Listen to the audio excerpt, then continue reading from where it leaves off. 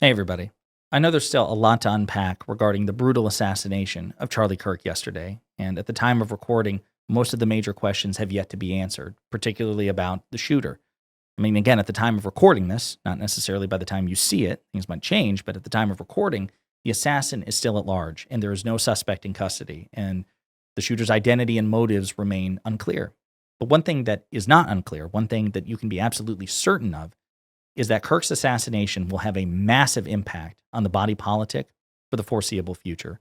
And I expect it will not be for the better. I don't expect that this will be a thing that unites us as a country or at least brings us closer together. I think it's going to push us even further apart. And that's incredibly dangerous. We'll talk about that.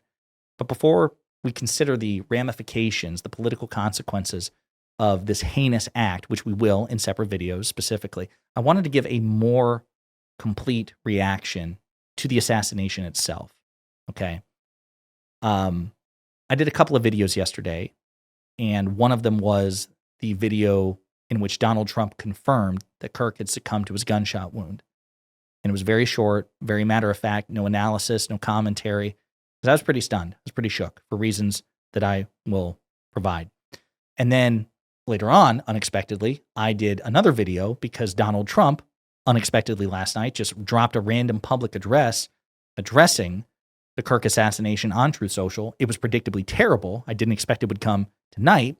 And I did a video about that, or rather last night. And I did a video about that. So here's my reaction itself, a more complete reaction. I want to provide some context. So yesterday was going to be a light work day anyway, because I had a contractor coming in and finishing the soundproofing of this like in-home room that I'm using as a studio. And so I had to be away from my recording equipment. I had my phone with me on, obviously. And I was also trying to prepare for the FAFO 50 live stream event that Governor Newsom was supposed to host yesterday. That's been postponed for next week. Then my phone starts lighting up about Charlie Kirk. And so I'm scrolling through Twitter. I see the footage. It is viscerally terrible and horrifying and gut-wrenching. And then a couple of hours later, Donald Trump confirmed again that Charlie Kirk had succumbed to his gunshot. And so I knew I was going to need some time to process how I felt about all of this. And so here's some things I just want to say. Number one, as I said in the videos yesterday, and as I've said in multiple videos in the past, anytime the notion of political violence comes up, I universally condemn political violence, and I believe you should as well. And I suspect most of you have. When you are part of a constitutional democratic republic, you forfeit whatever right you think you have to political violence and vigilante justice. Now, obviously, we don't know necessarily that this was a political assassination, but it sure looks like one. And so it's just unacceptable. Charlie Kirk should not have been in danger. Charlie Kirk should not have been killed yesterday or any other day. And this applies to everybody. We should all be free to express our opinions, no matter how vociferously, without the threat of being killed. So political violence is unacceptable. And listen, I want to be clear. Number two, I'm not asking you to change your views of Charlie Kirk. I'm not asking you to lionize or beatify him. My views on Charlie Kirk and his positions and what he stood for remain exactly the same today as they were 2 days ago. If you didn't like Charlie Kirk, if you didn't like how he thought, if you didn't like what he articulated, if you didn't like his movement, fair enough. You can simultaneously feel that way and condemn all of that in the strongest possible terms, and also condemn in the strongest possible terms political violence against him and his supporters and his movement, just as you would with everybody else. We should all, right and left, condemn political violence against the right and left, and you can do that without changing your worldview. I remember after the assassinations of the Minnesota Democratic lawmakers, I saw some people on Twitter say, hey, listen, I don't like the Democratic Party. I never have. This has not changed it. But these Democrats should not have been killed. That's a perfectly fair assessment. And if you don't like Charlie Kirk, you can still feel the same thing. I didn't like Charlie Kirk. I didn't like what he stood for. I didn't like what the movement represented. But Charlie Kirk should not have been killed. Okay. Number three, one of the reasons I was so shook yesterday was because I learned, before I learned that Kirk had succumbed, I learned fairly late that a friend of mine, a good friend of mine, was actually at Kirk's event. He was actually the person that Kirk was speaking to and debating with when he was shot. So that had me shook too. I was thinking about my friend and my friend's safety and my friend's reaction to this and this traumatic event and the fact that my friend was in danger. Number 4, speaking of danger, the implications more broadly. So, I mean, confession, I've been pretty fortunate compared to a lot of people.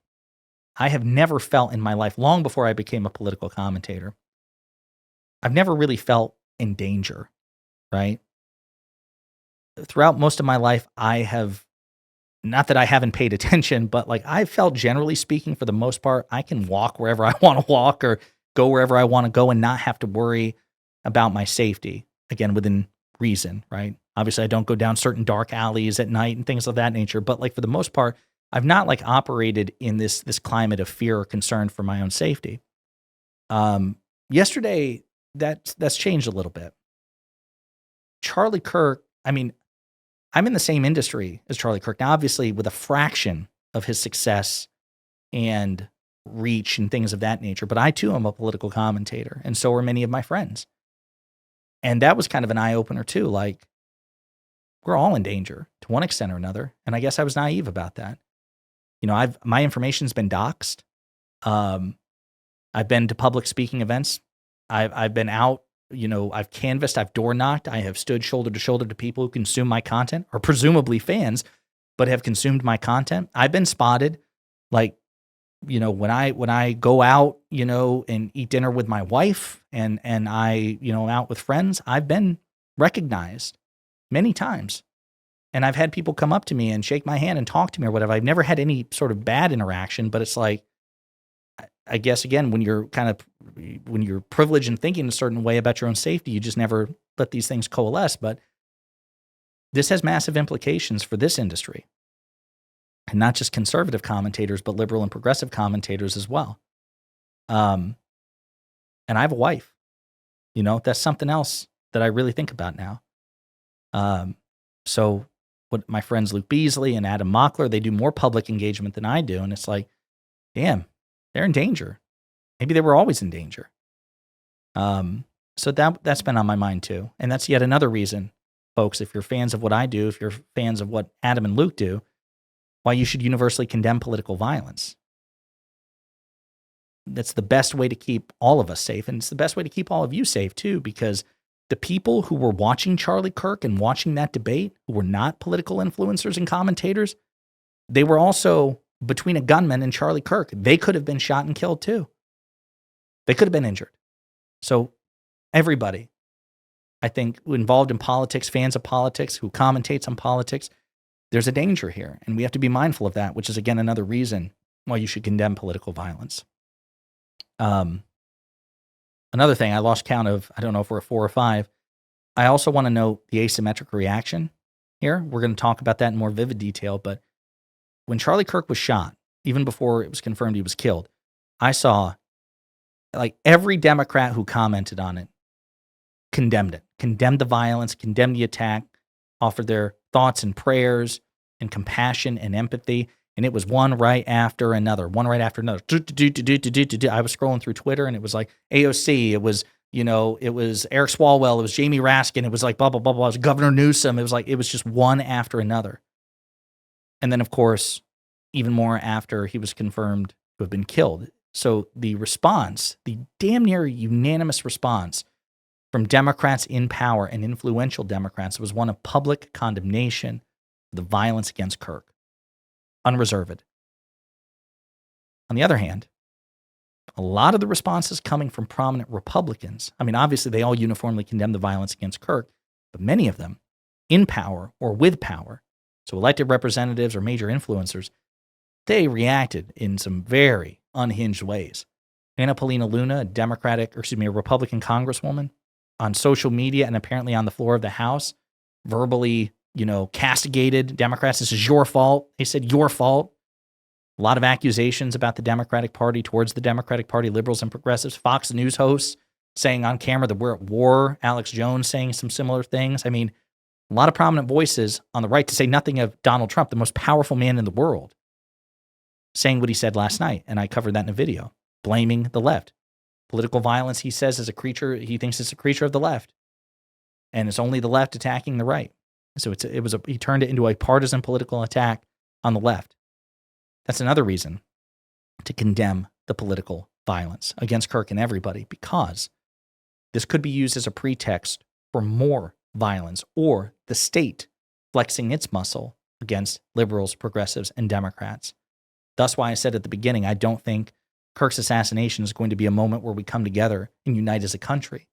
The way that you might imagine in a movie, a public assassination where we all wake up and go, oh my God, what were we thinking? What were we doing? Let's come together and we embrace and take a tragedy and use it as an opportunity to come together. I don't think that's what's going to happen here. And I know it's only that likelihood is only going to become more probable if people don't condemn the violence. And again, you can do it without apologizing for Kirk or pretending he was something other than what you thought he was. You could think he was a hypocrite and a liar and an authoritarian and still say, and he could be all those things, but here in America, you don't have a right to political violence and he should have been safe.